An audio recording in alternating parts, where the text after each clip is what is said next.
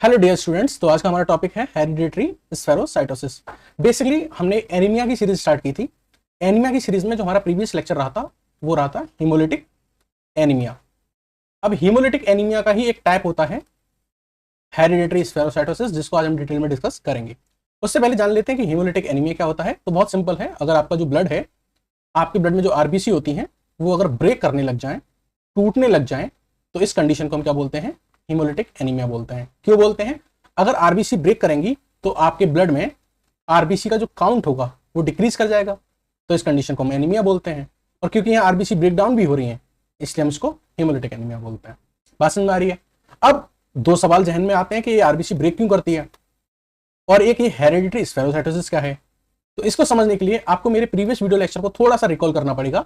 वहां मैंने आपको हीमोलिटिक एनीमिया का क्लासिफिकेशन बताया था। यानी कि बेसिकली हम डिस्कस कर रहे थे कि आरबीसी ब्रेकडाउन क्यों करती हैं, क्यों टूटती हैं ये आरबीसी। तो जाहिर सी बात है कि कोई डिसऑर्डर, डिसीज या पैथोलॉजी रही होगी जिसकी वजह से ये आरबीसी ब्रेकडाउन कर रही है। तो अगर कोई डिसीज रही है तो उस डिसीज का नेचर क्या है, नेचर ऑफ डिसीज क्या है? वो डिसीज हेरिडिटरी है या फिर एक्वायर्ड है, यानी कि जेनेटिक है या फिर एक्वायर्ड है। या फिर दूसरी चीज जो हमने डिस्कस की थी क्लासिफिकेशन ऑफ हीमोलिटिक एनीमिया में, जो आरबीसी ब्रेकडाउन कर रही है वो अपने इंटरनल फैक्टर की वजह से डिस्ट्रॉय हो रही हैं या फिर एक्सटर्नल फैक्टर की वजह से डिस्ट्रॉय हो रही हैं। यानी कि ये आरबीसी है, इस आरबीसी अपने अंदर के किसी रीजन की वजह से, अपने किसी इंटरनल फैक्टर की वजह से डिस्ट्रॉय हो रही हैं या किसी एक्सटर्नल फैक्टर की वजह से डिस्ट्रॉय हो रही हैं। ये डिस्कस किया था हमने। हमने बताया था कि जब इंटरनल फैक्टर की वजह से डिस्ट्रॉय होती हैं तो हम इसको इंट्राकॉर्पस्कुलर डिफेक्ट बोलते हैं। जैसे कि इस मेम्ब्रेन में कोई डिफेक्ट आना या अंदर किसी एंजाइम की कमी होना, तो ये इंटरनल फैक्टर है। तो इसकी वजह से अगर आरबीसी टूटती है तो इसको इंट्राकॉर्पस्कुलर डिफेक्ट बोलते हैं। लेकिन कोई एक्सटर्नल फैक्टर है, कोई बैक्टीरिया है, कोई वायरस है, कोई पैथोजन है, किसी एक्सटर्नल फैक्टर की वजह से अगर ये आरबीसी टूट रही है तो हम इसको एक्स्ट्रा कॉर्पस्कुलर डिफेक्ट बोलते हैं। साथ ही साथ हमने डिस्कस किया था कि ये आरबीसी जो होती हैं ये कहां टूट रही हैं। ये क्या ब्लड वेजल्स के अंदर ही टूट रही हैं या ब्लड वेजल्स से कहीं बाहर टूट रही हैं? तो आरबीसी अगर ब्लड वेजल्स के अंदर ही ब्रेक करती हैं तो हम इसको बोलते हैं इंट्रावस्कुलर हीमोलिसिस। और आरबीसी जब ब्लड वेजल्स से बाहर जाके कहीं टूटती हैं तो हम इसको बोलते हैं एक्स्ट्रावस्कुलर हीमोलिसिस। ठीक है, वापस आते हैं। हमने क्या कहा था कि जो आरबीसी ब्रेक कर रही है किसी डिसीज की वजह से ब्रेक कर रही होगी। अब वो डिसीज या तो जेनेटिक होगी या एक्वायर्ड हो सकती है। तो ऐसी ही एक जेनेटिक डिसीज है जिसका नाम है हेरिडिटरी स्फेरोसाइटोसिस, जिसकी वजह से आपकी आरबीसी ब्रेक करती है। हेरिडिटरी स्फेरोसाइटोसिस एक जेनेटिक डिसीज है जिसकी वजह से आपकी आरबीसी डिस्ट्रॉय होती है। ठीक है, इसी के बारे में हम डिटेल में डिस्कस करने जा रहे हैं। ठीक है, वापस आते हैं अपने टॉपिक पे। तो we are going to discuss about the hereditary spherocytosis. इसी से पूछते हैं क्या होती है हेरिडिटरी स्फेरोसाइटोसिस। हेरिडिटरी का मतलब क्या है कि ये कोई जेनेटिक या इनहेरिटेड डिसऑर्डर है। यानी कि ये जो डिसऑर्डर है ये generation to generation pass out होता है, एक जनरेशन से दूसरी जनरेशन पे जाता है, ऐसा डिसऑर्डर है। दूसरा इसमें क्या दे रखा है? स्फेरोसाइटोसिस। क्या दे रखा है? स्फेरोसाइटोसिस। इसका क्या मतलब है? देखो, नॉर्मल जो हमारी आरबीसी होती हैं वो होती हैं बाइकॉनकेव डिस्क शेप। कैसी होती है? बाइकॉनकेव डिस्क शेप होती है। लेकिन due to this genetic defect, due to this mutation, ये जो हमारी normal biconcave disc shaped RBC होती है ये कन्वर्ट हो जाती है स्फेरिकल आरबीसी में। किसमें? स्फेरिकल आरबीसी में। और इस स्फेरिकल आरबीसी को हम बोलते हैं स्फेरोसाइट्स। क्या बोलते हैं? स्फेरोसाइट्स। थोड़ा और डीप में चलते हैं। बेसिकली क्या होता है कि एक जेनेटिक डिसऑर्डर है जिसका नाम है हेरिडिटरी स्फेरोसाइटोसिस। इसमें क्या होता है कि ये जो आरबीसी की मेम्ब्रेन है, ये जो आरबीसी की जो मेम्ब्रेन है, इस मेम्ब्रेन में क्या होती है? कुछ प्रोटीन होती है। क्या होती है? मेम्ब्रेन में क्या होती है? कुछ प्रोटीन होती है। इन प्रोटीन के अंदर क्या हो जाता है? म्यूटेशन हो जाता है। प्रोटीन के अंदर क्या हो जाता है? म्यूटेशन हो जाता है, जिसकी वजह से ये जो शेप है आरबीसी की वो बाइकॉनकेव से कैसी हो जाती है? स्फेरिकल हो जाती है। क्या हो जाती है? स्फेरिकल हो जाती है। अब ये जो बाइकॉनकेव से स्फेरिकल जो आपकी आरबीसी हुई है, इसकी जो मेम्ब्रेन है वो कैसी है? थिन है और डेलिकेट है और लेस फ्लेक्सिबल है। क्या है? लेस फ्लेक्सिबल है। किसकी वजह से? इस डिफेक्ट की वजह से, इस म्यूटेशन की वजह से। इस म्यूटेशन की वजह से आपकी जो आरबीसी की जो मेम्ब्रेन है वो थिन, डेलिकेट और लेस फ्लेक्सिबल हो गई है। अब ये जो आरबीसी है जो स्फेरिकल शेप में हो चुकी है, ये ब्लड के साथ कहां जाती है? स्प्लीन में जाती है। कहां जाती है? स्प्लीन में जा रही है। और स्प्लीन की जो कैपिलरी होती है वो बहुत थिन होती है। तो जब ये थिन कैपिलरी के थ्रू पास आउट होती है तो ये उनसे टकरा के डैमेज हो जाती है, डिस्ट्रक्ट हो जाती है। अभी आरबीसी क्या हो रही है? डिस्ट्रक्ट हो रही है। तो फिर ये कंडीशन क्या होगी? Haemolytic anaemia. तो इसलिए तो मैंने बोला था आपको कि जो हेरिडिटरी स्फेरोसाइटोसिस है ये हीमोलिटिक एनीमिया का ही क्या है? एक टाइप है। ये क्यों हो रही है? ये इसलिए हो रही है क्योंकि एक जेनेटिक डिसऑर्डर है। क्या है? एक जेनेटिक डिसऑर्डर है जिसका नाम है हेरिडिटरी स्फेरोसाइटोसिस। उसमें क्या होता है? आरबीसी की जो मेम्ब्रेन की जो प्रोटीन्स होती हैं उनमें म्यूटेशन हो जाता है। म्यूटेशन होने की वजह से जो शेप बाइकॉनकेव थी वो स्फेरिकल हो जाती है और ये स्फेरिकल नेचर की जो आरबीसी होती है, इसकी जो मेम्ब्रेन होती है वो थिन होती है, डेलिकेट होती है, लेस फ्लेक्सिबल होती है। जब ये आरबीसी ब्लड के साथ स्प्लीन में जाती हैं तो स्प्लीन की जो थिन कैपिलरी होती हैं उनके साथ टकराती हैं और ये थिन मेम्ब्रेन होने की वजह से, डेलिकेट और लेस फ्लेक्सिबल होने की वजह से ये ब्रेक डाउन कर जाती हैं आरबीसी, और फिर हम इसको क्या बोलते हैं कि ये हीमोलिटिक एनीमिया हो गया, आरबीसी ब्रेक डाउन हो गई। तो बेसिकली हेरिडिटरी मतलब जेनेटिक डिसऑर्डर, स्फेरोसाइटोसिस मतलब कि जो आरबीसी होंगी वो अपनी बाइकॉन के जो शेप थी उसको लूज करके कैसी हो रही है, स्फेरिकल हो रही है, और इन स्फेरिकल आरबीसी को हम क्या बोलते हैं, स्फेरोसाइट्स बोलते हैं। अब ये जो स्फेरिकल आरबीसी है ये कैसी है, लेस फ्लेक्सिबल है, क्योंकि इनके अंदर क्या है, मेम्ब्रेन डिफेक्ट है, और मेम्ब्रेन डिफेक्ट क्या होता है, इंट्राकॉर्पस्कुलर डिफेक्ट होता है। आरबीसी के अंदर का मैटर है ना, इंटरनल का मैटर है ये, तो कि मेम्ब्रेन उसकी की खराब है, तो इंट्राकॉर्पस्कुलर डिफेक्ट है। साथ ही साथ ये जो आरबीसी है ये कहां जाके टूट रही है, ब्लड वेजल्स में टूट रही है कि बाहर जाके टूट रही है, बाहर जाके टूट रही है, स्प्लीन में जाके टूट रही है, इसलिए कैसा हीमोलिसिस है, एक्स्ट्रावास्कुलर हीमोलिसिस है। और क्योंकि आरबीसी टूट रही है तो ये क्या है, हीमोलिटिक एनीमिया है। अगर मैं अब इस सारी बातों को कंक्लूड करूं तो कंक्लूड करके क्या निकलता है कि जो हेरिडिटरी स्फेरोसाइटोसिस है ये एक जेनेटिक डिसऑर्डर है, और इसकी वजह से क्या होता है, एक्स्ट्रावास्कुलर हीमोलिसिस होती है, यानी कि आरबीसी ब्लड वेजल से बाहर जाके कहीं टूटती है, स्प्लीन में जाके टूटती है। और ये कैसा डिफेक्ट है, इंट्राकॉर्पस्कुलर डिफेक्ट है, यानी आरबीसी के अंदर का कोई डिफेक्ट है, और आरबीसी के अंदर भी कहां डिफेक्ट है, मेम्ब्रेन में डिफेक्ट। बात समझ आएगी, मोटा मोटी बात, हेरिडिटरी स्फेरोसाइटोसिस एक जेनेटिक डिफेक्ट है जिसमें जीन म्यूटेशन की वजह से मेम्ब्रेन में क्या होता है, मेम्ब्रेन की जो प्रोटीन्स होती हैं उनके अंदर म्यूटेशन होता है, मेम्ब्रेन की प्रोटीन में म्यूटेशन होने की वजह से उनकी शेप चेंज हो जाती है, स्फेरिकल हो जाती है, तो फिर वो थिन हो जाती है, डेलिकेट हो जाती है, लेस फ्लेक्सिबल हो जाती है, और जब स्प्लीन में जाती है वहां से जाके टकरा के टूट जाती है, that is anaemia, haemolytic anaemia. बात समझ में आ गई। चलो अब हम डिस्कस करते हैं इटियोलॉजी के बारे में। किसके बारे में, इटियोलॉजी के बारे में। कॉज तो मैंने बता दिया ना, जेनेटिक डिसऑर्डर है, लेकिन थोड़ा और डिटेल में बात करते हैं ना, किस किस तरीके का जेनेटिक डिसऑर्डर है। ठीक है, तो जेनेटिक डिसऑर्डर ह्यूमंस के अंदर मैं अगर बात करूं, जेनेटिक डिसऑर्डर मैं म्यूटेशन की बात करूं तो आपको पता है ह्यूमंस के अंदर 46 क्रोमोसोम होते हैं, 46 क्रोमोसोम होते हैं, 22 प्लस XX 22 पेयर है ना, जोड़े में प्रेजेंट होते हैं।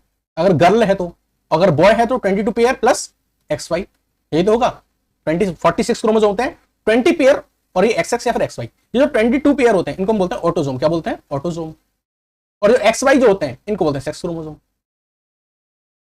क्या बोलते हैं, सेक्स क्रोमोसोम। अब ये जो आरबीसी की मेम्ब्रेन है, आरबीसी की जो मेम्ब्रेन है, इस मेम्ब्रेन पे क्या है, प्रोटीन्स है, और इन प्रोटीन्स के कुछ नाम बता देता हूं मैं, जैसे स्पेक्ट्रिन, जैसे एनकायरिन, ये फेमस प्रोटीन है।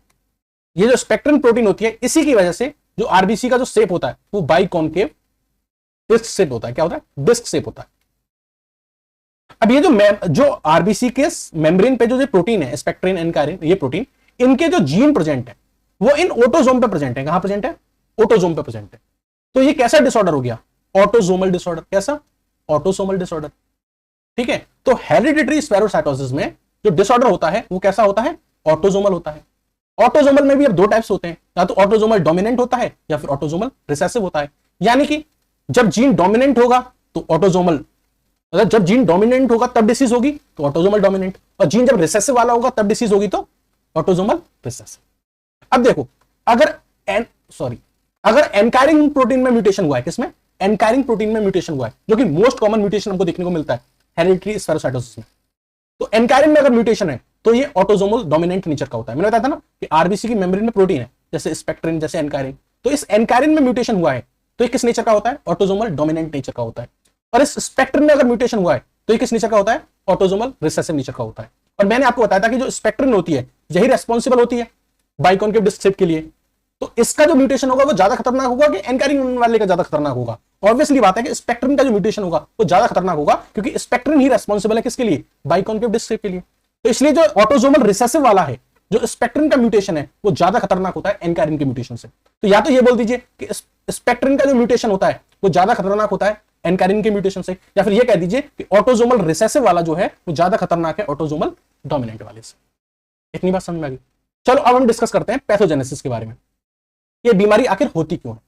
ठीक है, अच्छा कैसे होती है, मतलब होती क्यों है, एटियोलॉजी थी, कैसे होती है वो समझते हैं। आपको पता है कि जो आपकी आरबीसी है, नॉर्मल आरबीसी है, उसकी शेप जो होती है वो बाइकॉनकेव होती है, और ये बाइकॉनकेव शेप जो मेंटेन की जाती है वो किसके द्वारा की जाती है, स्पेक्ट्रिन नाम की प्रोटीन के द्वारा मेंटेन की जाती है। अभी हमने डिस्कस किया कि जो स्पेक्ट्रिन है ये रेस्पॉन्सिबल है for the biconcave disc shaped RBC. अब ये जो स्पेक्ट्रिन होती है इसमें दो चेन होती है, अल्फा और बीटा, अल्फा और बीटा। तो अगर आप यहां नीचे डायग्राम में देख रहे हैं, ये है आपकी अल्फा और ये है आपकी बीटा, ये क्या है, स्पेक्ट्रिन की चेन है। तो ये आपको जो दिख रही है स्पाइरल इस तरीके से, स्पाइरल इस तरीके से, ठीक है। ये क्या है, स्पेक्ट्रिन, क्या है ये, स्पेक्ट्रिन प्रोटीन है, स्पेक्ट्रिन प्रोटीन है, और यही रेस्पॉन्सिबल होती हैं आपके जो मेम्ब्रेन की बाइकॉनकेव शेप है, आरबीसी की जो बाइकॉनकेव शेप है उसके लिए रेस्पॉन्सिबल होती है। अब इस स्पेक्ट्रिन का ये है टेल एंड और ये है हेड, तो ये स्पेक्ट्रिन का ये हेड वाला साइड है और ये टेल वाला साइड है। इस स्पेक्ट्रिन के टेल वाली साइड पे दो और प्रोटीन प्रेजेंट होती हैं, एक्टिन और 4.1, और साथ ही साथ इनसे जुड़ी होती है ग्लाइकोप्रोटीन। कौन जुड़ी होती है, ग्लाइकोफोरिन। कौन, ग्लाइकोफोरिन। तो इसको मैं थोड़ा आपको एक मिनट थोड़ा सा रफ कर देता हूं, इसको मैं आपको यहां बना के दिखाता हूं। बेसिकली होता क्या है कि ये मान लीजिए ये आपकी मेम्ब्रेन है, ये आपकी आरबीसी की मेम्ब्रेन है ना, और यहां पे ये क्या है, आपकी स्पाइरल शेप में क्या है, स्पेक्ट्रिन है, ये क्या है, स्पेक्ट्रिन। ठीक है, अब ये मान लीजिए टेल एंड है और ये मान लीजिए हेड एंड है। इस टेल एंड पे दो प्रोटीन और प्रेजेंट है, एक है आपकी एक्टिन और एक है आपकी 4.1 बैंड, 4.1 बैंड। ठीक है, अच्छा, इससे जुड़ा हुआ है एक प्रोटीन जिसको बोलते हैं ग्लाइकोफोरिन। क्या बोलते हैं, ग्लाइकोफोरिन, जो कि ट्रांस मेम्ब्रेन प्रोटीन है। कैसी है, ट्रांस मेम्ब्रेन प्रोटीन है, पूरी मेम्ब्रेन पर प्रेजेंट है। देखो दिख रही है आपको, पूरी की पूरी मेम्ब्रेन पर प्रेजेंट है, ट्रांस मेम्ब्रेन प्रोटीन। अच्छा, जो हेड एंड होता है उस पर भी दो प्रोटीन प्रेजेंट होती हैं। एक का नाम है एनकायरिन, एनकायरिन दिख रहा है आपको, एनकायरिन, और दूसरे का नाम है 4.2 बैंड। क्या नाम है, 4.2 बैंड। और इससे भी एक ट्रांस मेम्ब्रेन प्रोटीन जुड़ी हुई होती है जिसको हम बोलते हैं बैंड 3 प्रोटीन। क्या बोलते हैं, बैंड 3 प्रोटीन। इतना क्लियर है आपको, ये है स्ट्रक्चर। तो बेसिकली टेल एंड पे क्या प्रेजेंट है, एक्टिन, टेल एंड पे क्या प्रेजेंट है, एक्टिन, 4.1 और ग्लाइकोफोरिन। और हेड एंड पे क्या प्रेजेंट है, हेड एंड पे क्या प्रेजेंट है, एनकायरिन, 4.2 और बैंड 3 प्रोटीन। क्लियर है आपको। टोटल 7 प्रोटीन ये आपको देखने को मिल रही है। इन 7 प्रोटीन में से किसी भी प्रोटीन में अगर डिफेक्ट हो जाएगा तो आरबीसी की शेप चेंज हो जाएगी बाइकॉनकेव टू स्फेरिकल। तो टोटल 7 प्रोटीन है और defect in any one can lead to the spherocytosis. लेकिन अब हम देखते हैं कि किसमें हमको डिफेक्ट एक्चुअल में देखने को मिलता है। तो बेसिकली आपने ये समझा कि ये क्या है, आपकी मेम्ब्रेन है। ठीक है, यहां एक ट्रांस मेम्ब्रेन प्रोटीन है, यहां एक ट्रांस मेम्ब्रेन प्रोटीन है। ठीक है, इसका नाम है ग्लाइकोफोरिन, इसका नाम क्या है, ग्लाइकोफोरिन।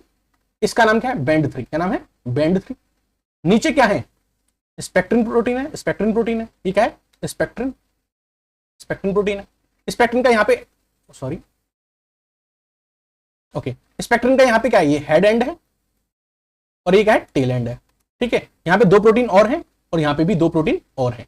ये जो 2 प्रोटीन है, ये वाली जो 2 प्रोटीन है, इनके नाम क्या है, एक्टिन और 4.1 बैंड। यहां नाम क्या है, एनकायरिन और 4.2 बैंड।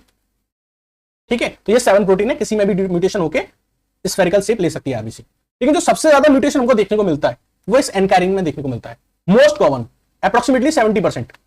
तो मोस्ट कॉमन जो डिफेक्ट हमको देखने को मिलता है वो एनकायरिन डिफेक्ट है, जो कि एक ऑटोसोमल डोमिनेंट डिसऑर्डर है या ऑटोसोमल डोमिनेंट म्यूटेशन है। तो मोस्ट कॉमन जो हमको डिफेक्ट देखने को मिलता है वो इस एनकायरिन प्रोटीन में देखने को मिलता है।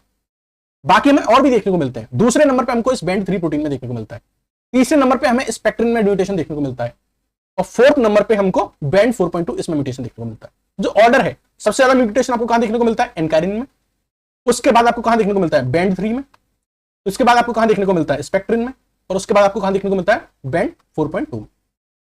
एक प्रोटीन जिसमें आपको कभी म्यूटेशन देखने को नहीं मिलता वो है ग्लाइकोफोरिन। ग्लाइकोफोरिन मोस्ट अबंडेंट प्रोटीन है। क्या है, मोस्ट अबंडेंट प्रोटीन है किसमें, आरबीसी के अंदर। लेकिन इसमें म्यूटेशन नहीं होता है। मैंने आपको बताया था कि ये 7 प्रोटीन है, किसी में भी म्यूटेशन होगा आरबीसी की शेप चेंज हो जाएगी। बट फिर मैंने आपको बताया कि किसमें म्यूटेशन आपको देखने को मिलता है और किसमें नहीं मिलता है। बात समझ आ गई। ग्लाइकोफोरिन में आपको कभी कोई म्यूटेशन देखने को नहीं मिलता। तो मैंने आपको बताया सबसे ज्यादा म्यूटेशन देखने को मिलता है एनकायरिन में, लेकिन सबसे ज्यादा जो सीवियर होता है वो होता है स्पेक्ट्रिन। क्योंकि स्पेक्ट्रिन ये वाली जो होती है यही मेनली रेस्पॉन्सिबल होती है इस शेप को मेंटेन करने में। क्योंकि मान लीजिए अगर ये यहां से गायब हो जाए, यहां से गायब हो जाए, तो ये सब गायब हो जाएंगे। तो इसलिए स्पेक्ट्रिन जो होती है वो, उसका अगर म्यूटेशन होता है तो वो मोस्ट सीवियर होता है, that is autosomal recessive mutation. ठीक है, मैंने आपको बताया था कि जो ग्लाइकोफोरिन है वो मोस्ट अबंडेंट प्रोटीन है, बट इसके अंदर कभी भी म्यूटेशन देखने को नहीं मिलता। तो इसकी वजह से कभी भी हमको स्फेरोसाइटोसिस नहीं देखने को मिलता। बात समझ आ गई। अब थोड़ा मैकेनिज्म पे जाते हैं। अब थोड़ा क्या करते हैं, मैकेनिज्म पे जाते हैं कि इस म्यूटेशन की वजह से क्या होता है। तो मान लीजिए जो भी प्रोटीन आपको दिख रही है, अभी ये जो भी प्रोटीन आपको दिख रही है, ये 4.1 है, ये आपका एक्टिन है, यहां पे ये आपकी 4.2 प्रोटीन है, और यहां पे क्या है, आपकी एनकायरिन है। क्या है, एनकायरिन है। ठीक है, और इनके नीचे क्या लगा हुआ है, ये क्या है, स्पेक्ट्रिन प्रोटीन, ये क्या है, स्पेक्ट्रिन प्रोटीन। अब हम बात करते हैं कि ऐसा क्या होता है। तो मान लीजिए किसी भी प्रोटीन में म्यूटेशन हुआ, किसी भी प्रोटीन में क्या हुआ, म्यूटेशन हुआ। मान लीजिए मोस्ट कॉमन एनकैरिन में होता है, तो मान लीजिए एनकैरिन प्रोटीन में म्यूटेशन हुआ। म्यूटेशन की वजह से क्या हुआ कि जो इस मेम्ब्रेन का जो साइटोस्केलेटन था, ये जो एक स्केलेटन बना हुआ है, ये जो स्केलेटन एक बना हुआ है मेम्ब्रेन का, ये जो स्केलेटन है इसमें क्या आ जाएगा, डिफेक्ट आ जाएगा। तो प्राइमरी मेम्ब्रेन साइटोस्केलेटल डिफेक्ट आ जाता है इस एनकैरिन प्रोटीन के जीन में म्यूटेशन होने की वजह से। एनकैरिन प्रोटीन के जीन में म्यूटेशन होगा तो एनकैरिन प्रोटीन नहीं बनेगी। एनकैरिन प्रोटीन नहीं बनेगी तो ये जो स्ट्रक्चरल फ्रेमवर्क आ रहा है ये नहीं आएगा, क्योंकि यहां पे एनकैरिन क्या होगी, एब्सेंट होगी, क्योंकि जीन में म्यूटेशन हो गया। तो क्या हुआ, प्राइमरी मेम्ब्रेन साइटोस्केलेटल डिफेक्ट हुआ। उसकी वजह से क्या हुआ कि जो आपकी मेम्ब्रेन थी वो अनस्टेबल हो गई। और जब मेम्ब्रेन अनस्टेबल होगी तो मेम्ब्रेन क्या करती है, इस तरीके से छोटे छोटे ब्लैब्स बनाती है। क्या बनाती है, ब्लैब्स बनाती है। और इस ब्लैब्स की फॉर्म में मेम्ब्रेन टूट टूट के गिरने लगती है। तो बेसिकली मान लीजिए नॉर्मली आपकी जो आरबीसी थी वो इस तरीके से थी, इस तरीके से। लेकिन अगर आप इस डायग्राम में देखें यहां पे, तो छोटे छोटे ब्लैब्स बन रहे हैं, और छोटे छोटे ब्लैब्स बनके ये ब्लैब्स फ्यूज हो जाते हैं। क्या हो जाते हैं, फ्यूज हो जाते हैं और दूर हटने लगते हैं, डिटैच होने लगते हैं। तो due to this decrease in the membrane stability, loss of membrane takes place. Membrane का लॉस हमको देखने को मिलता है in the form of blebs, और ये ब्लैब्स क्या होते हैं, फिर पिंच आउट होते जाते हैं। अब ये जो ब्लैब्स की फॉर्म में मेम्ब्रेन का लॉस हो रहा है, जिसकी वजह से क्या होगा, मेम्ब्रेन का सरफेस एरिया डिक्रीज होगा। और मेम्ब्रेन का सरफेस एरिया जब डिक्रीज होगा तो जो मेम्ब्रेन है वो अब कौन सी शेप ले लेगी, पहले तो वो इलेप्टिकल शेप लेगी, और इलेप्टिकल शेप के बाद वो कैसी हो जाएगी, स्फेरिकल शेप हो जाएगी, और साइज भी इसका रिड्यूस हो जाएगा। इसलिए हम इसको बोलते हैं माइक्रोस्फेरोसाइट्स। क्या बोलते हैं, माइक्रोस्फेरोसाइट्स। तो मेम्ब्रेन की स्टेबिलिटी कम हुई, सरफेस एरिया कम हुआ, और उसकी शेप चेंज हो गई from biconcave disc shape to the spherical. इसको क्या बोला हमने, माइक्रोस्फेरोसाइट्स बोला। साथ ही साथ इन मेम्ब्रेन के अंदर जो डिफॉर्मेबिलिटी होती है वो भी डिक्रीज हो जाती है।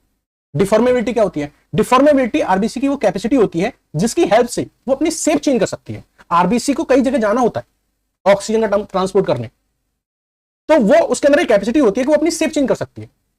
तो आरबीसी की जो प्रॉपर्टी है जिसकी वजह से वो अपनी शेप चेंज कर सकती है माइक्रोवास्कुलेचर में जाने के लिए, छोटी छोटी जो ब्लड वेजल्स होती हैं, छोटी छोटी जो कैपिलरी होती हैं, उनमें जाने के लिए इसके अंदर अपनी शेप चेंज करने की कैपेसिटी होती है। उसको बोलते हैं डिफॉर्मेबिलिटी। वो डिफॉर्मेबिलिटी की जो कैपेसिटी है वो भी इन मेम्ब्रेन की जो प्रोटीन है उन्हीं से आ रही थी। लेकिन इन प्रोटीन में क्या हो गया, म्यूटेशन। प्रोटीन में क्या हो गया, म्यूटेशन। म्यूटेशन की वजह से जो डिफॉर्मेबिलिटी थी वो भी क्या हो जाती है, रिड्यूस हो जाती है। अब ये उतना अच्छे से अपनी शेप चेंज नहीं कर सकता क्योंकि प्रोटीन के अंदर म्यूटेशन हो गया है। तो मेम्ब्रेन की जो प्रोटीन है वो कैसी है, डिफेक्टेड है। तो डिफॉर्मेबिलिटी कम होने की वजह से क्या होता है कि जब ये जो स्फेरिकल शेप्ड आरबीसी, कैसी, एक तो स्फेरिकल शेप्ड आरबीसी है और इनकी मेम्ब्रेन में क्या है, डिफेक्ट है, इनकी मेम्ब्रेन वीक है, डेलिकेट है। तो जब ये स्प्लीन की, जब ये ब्लड स्प्लीन में जाएगा तो ये आरबीसी स्प्लीन में जाएंगी, ये जो माइक्रोस्फेरोसाइट्स हैं ये स्प्लीन में जाएंगी। और जब स्प्लीन की जो छोटी छोटी कैपिलरी होती हैं, टेनी कैपिलरी होती है स्प्लीन की बहुत, उनमें जाके ट्रैप हो जाएंगी क्योंकि इनके अंदर डिफॉर्मेबिलिटी रिड्यूस हो चुकी है, ये अपनी शेप चेंज नहीं कर सकती।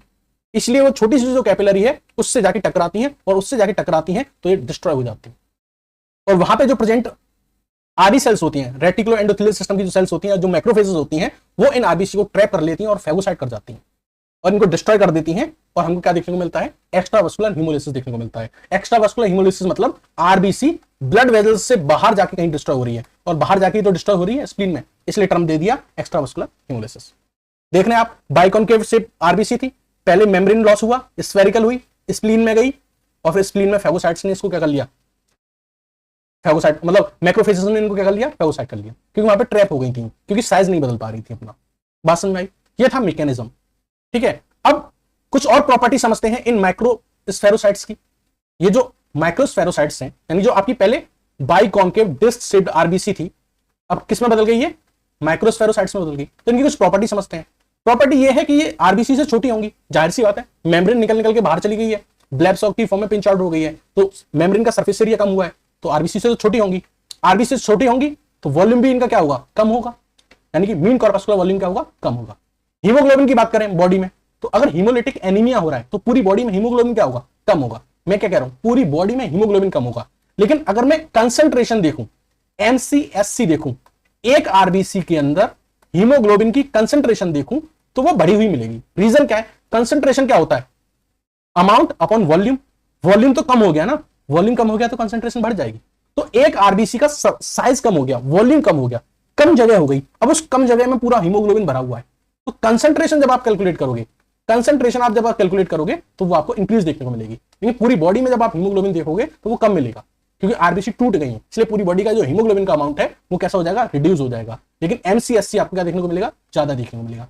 MCSC ज्यादा देखने को मिलेगा। पूरी बॉडी में क्या है, पूरी आरबीसी में क्या है, हीमोग्लोबिन भरा हुआ है, तो क्या पेलार देखने को मिलेगा। नॉर्मली क्या होता है, आपकी जो नॉर्मली आरबीसी होती है तो उसका जो सेंट्रल पार्ट होता है वहां पे हीमोग्लोबिन कम होता है, तो ये पेलार होती है, पेल कलर की होती है। ज्यादातर हीमोग्लोबिन कहां होता है, पेरीफेरी पे होता है। बट यहाँ तो सरफेस एरिया वॉल्यूम कम हो गया, वॉल्यूम कम हो गया तो सारा हीमोग्लोबिन बीच में आ गया, तो कोई पेलार देखने को नहीं मिलेगा, पूरी आरबीसी आपको रेड रेड देखने को मिलेगी। अब ये आरबीसी बहुत जल्दी जाके डिस्ट्रॉय हो रही है स्प्लीन में जाके।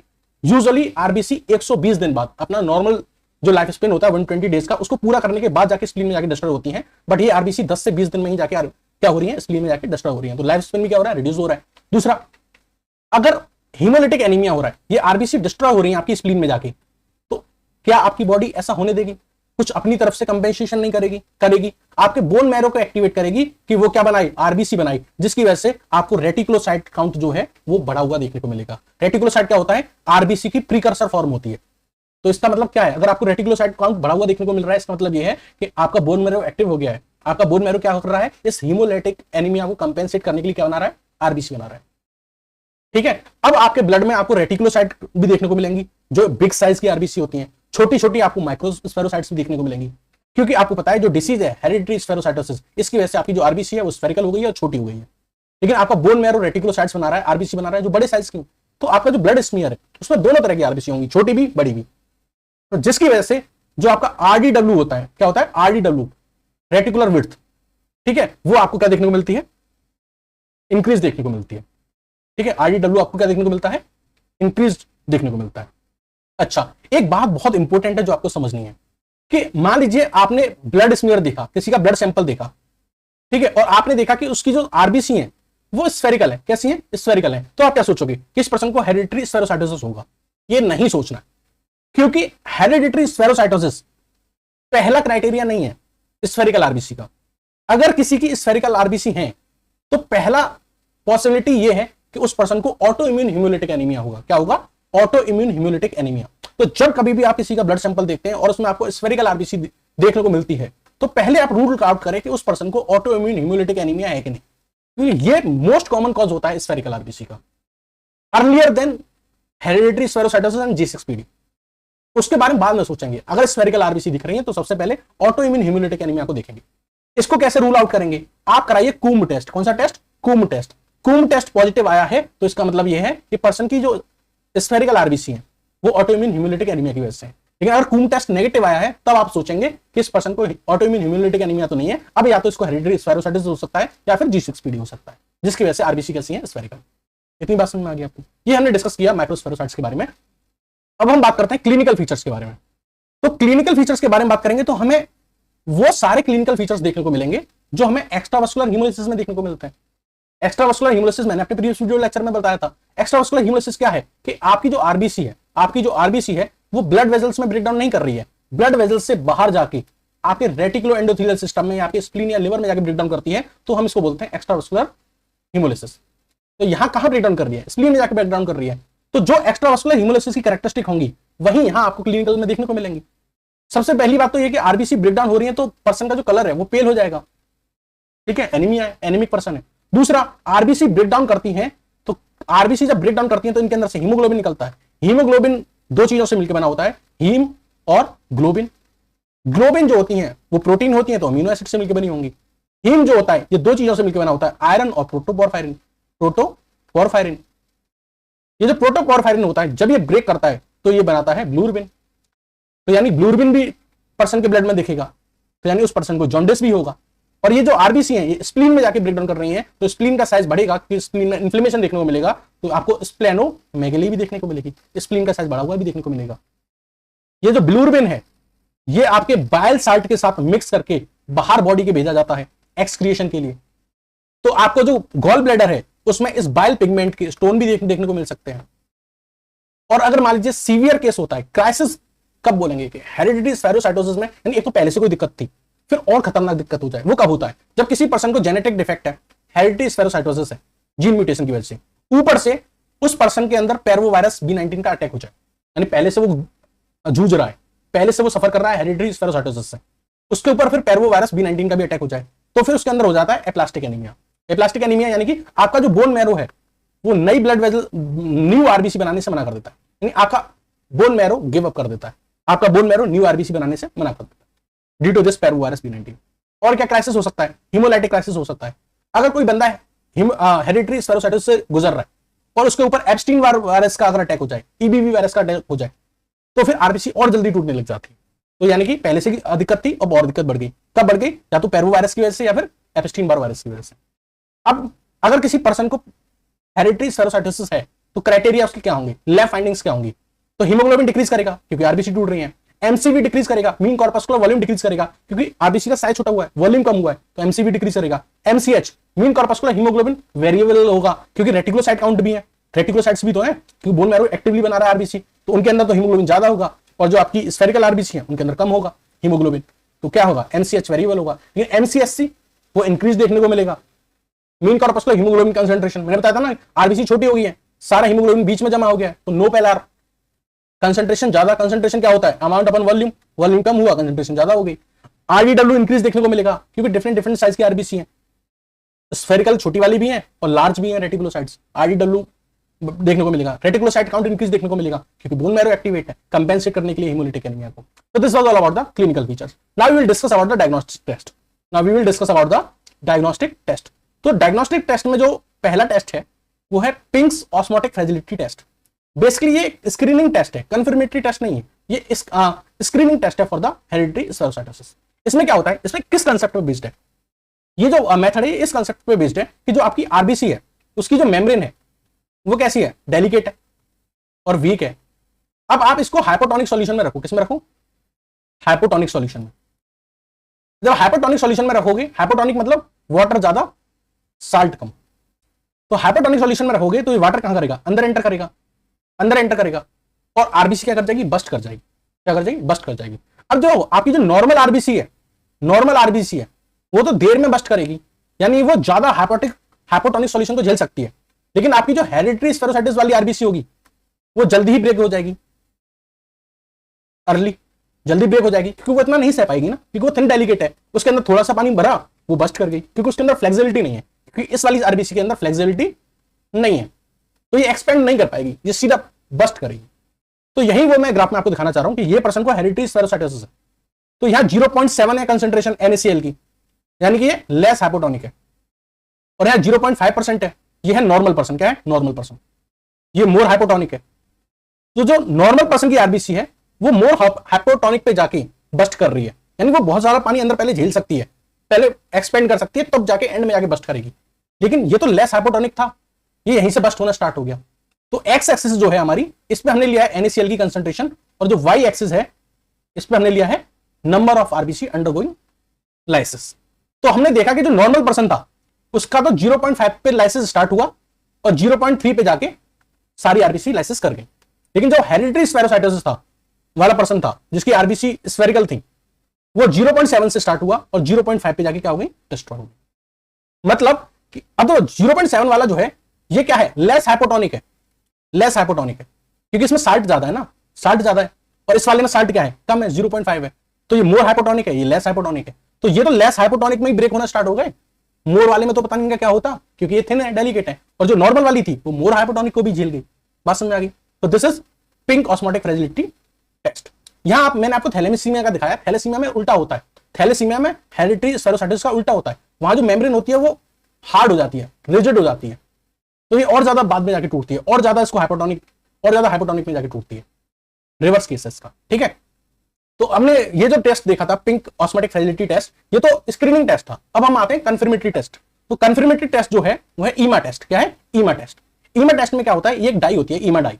ईमा डाई जो होती है ये जाके बाइंड करती है बैंड 3 के साथ। आपको याद है ये मेम्ब्रेन थी, है ना, यहाँ पे एक बैंड 3 प्रोटीन थी, ये बैंड 3 प्रोटीन थी, इससे जाके ये जो डाई है ये जाके अटैच होती है। अब देखो अगर ये बैंड 3 प्रोटीन प्रेजेंट होगी तो यहाँ पे पीक आएगा, और बैंड 3 प्रोटीन नहीं प्रेजेंट होगी तो पीक नहीं आएगा। यानी मेम्ब्रेन का स्ट्रक्चर अगर प्रॉपर होगा तो पीक आएगा, और नहीं होगा तो पीक नहीं आएगा। बेसिकली एक फ्लो साइटोमेट्री मेथड होता है जिसको हम हिस्टोग्राम मेथड से रिप्रेजेंट कर रहे हैं। तो यहां जो नॉर्मल पर्सन की जो आरबीसी है वहां पीक आ रहा है क्योंकि वहां पे अबंडेंट अमाउंट में बैंड 3 प्रोटीन है, बट जो हेरिडिटरी स्पेरोसाइटिस वाला पेशेंट है इसमें पीक डाउन है क्योंकि वहां पे बैंड 3 प्रोटीन क्या है? एब्सेंट है। और भी एक तरीका होता है EKTA साइटोमेट्री, एकता साइटोमेट्री। इसमें क्या होता है? आरबीसी को हम आरबीसी के ऊपर स्ट्रेस जनरेट करते हैं, और आरबीसी की मेम्ब्रेन जो होती है वो थिन एंड डेलिकेट होती है, तो वो कितना स्ट्रेस को बियर कर सकती है उस हिसाब से वो कितना जल्दी ब्रेक डाउन करती है उस हिसाब से हम मेजर करते हैं, दैट इज ईकेटीए साइटोमेट्री। बट मेन जो इसका जो टेस्ट है वो है ईमा टेस्ट। इसमें हम डाई डालेंगे, इओसिन डाई, और फिर हम पीक देखेंगे, हाई पीक नॉर्मल, लो पीक डिफेक्टेड। ठीक है। एकता साइटोमेट्री में क्या है, आरबीसी को अंडर स्ट्रेस डाला जाता है और उसकी सेल में जो सेल मेम्ब्रेन है उसकी कैपेबिलिटी चेक की जाती है कि वो कब जाके ब्रेक होती है। अगर हम ट्रीटमेंट बात करें हेरिडिटरी स्फेरोसाइटोसिस का, तो जेनेटिक डिफेक्ट है। ट्रीटमेंट मेनली क्या होगा कि आप स्प्लीन को हटा दो, क्योंकि स्प्लीन की जो थिन कैपिलरी है वहां जाके ही आरबीसी टकरा के टूट रही है, तो एक यही तरीका है कि आप स्प्लीन को क्या कर दो, हटा दो, स्प्लेनेक्टोमी कर दो। लेकिन ध्यान रहे, जब आप स्प्लीन को रिमूव करेंगे तो उससे पहले पर्सन का वैक्सीनेशन करना जरूरी है, क्योंकि स्प्लीन जो है वो हमारे इम्यून सिस्टम का एक पार्ट है, वो हमें कैप्सुलेटेड जो ऑर्गेनिज्म होते हैं, बैक्टीरिया होते हैं, उनसे प्रिवेंट करती है। तो जितने भी कैप्सुलेटेड ऑर्गेनिज्म है जो डिसीज कॉज कर सकते हैं, उसके लिए उस पर्सन को पहले से क्या कर दो, वैक्सीनेट कर दो, ताकि वो जब हमारी बॉडी में एंटर करें तो वो डिसीज ना कर पाए, क्योंकि अब स्प्लीन तो है नहीं जो बचा लेगी। ठीक है। आपको स्प्लेनेक्टोमी के बाद भी स्फेरिकल आरबीसी तो दिखेंगी, बट वो स्फेरिकल आरबीसी ब्रेक नहीं होंगी। समझ में आ रही है ना भाई, वो तो जेनेटिक डिफेक्ट है, तो स्फेरिकल आरबीसी तो बनेंगी, बट हिमोलिटिक एनीमिया कब हो रहा था, जब वो ब्रेक हो रही थी स्प्लीन में जाके, तो आपने स्प्लीन को हटा दिया तो वो ब्रेक नहीं हो रही। यही डेफिनेटिव ट्रीटमेंट है। ये वीडियो लेक्चर आपको कैसा लगा कमेंट सेक्शन बताइएगा। Thank you and have a nice day.